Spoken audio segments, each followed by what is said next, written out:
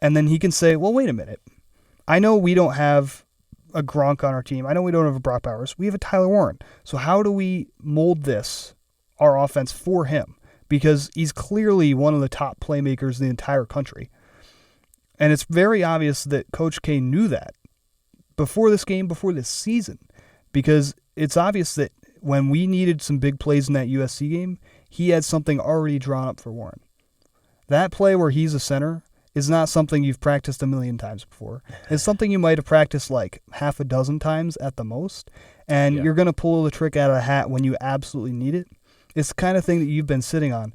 I was talking about it last week. I'm sure we've talked about it at some point before the season. Every time Bo is on the field at quarterback, Aller's been split out wide as a receiver. We've been waiting on that flea flicker, double pass crap.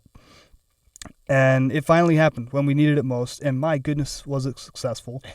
And it's the kind of thing where it's probably going to happen again. Can you stop it? That's a whole nother question. Like you said, with Warren, even if Wisconsin or Ohio State know the ball's going to them, how do they stop it, right? That's with Ohio State, because I think that's more important. With Wisconsin, just physically, they don't have anybody that can even deal with it.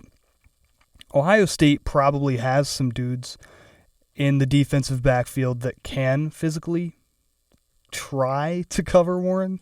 Even if they can't, they're at least going to be better than maybe any other defense that he's played all season.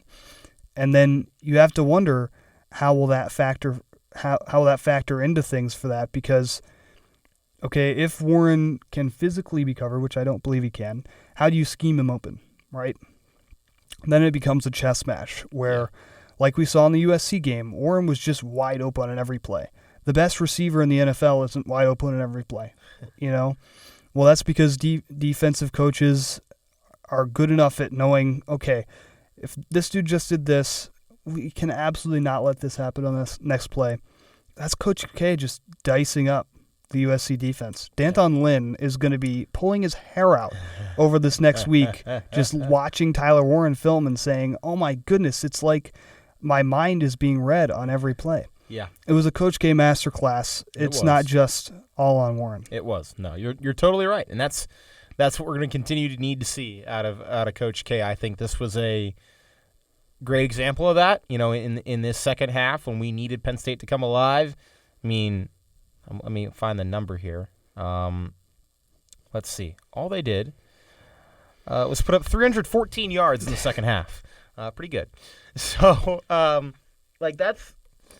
again, it's something that Coach K is going to have to continue to evolve because, I guarantee you that, Wisconsin and Ohio State, particularly Ohio State, they're going to be looking for ways to try and take Tyler Warren out of the game. Can Coach K keep Penn State's offense one step ahead is going to be the question.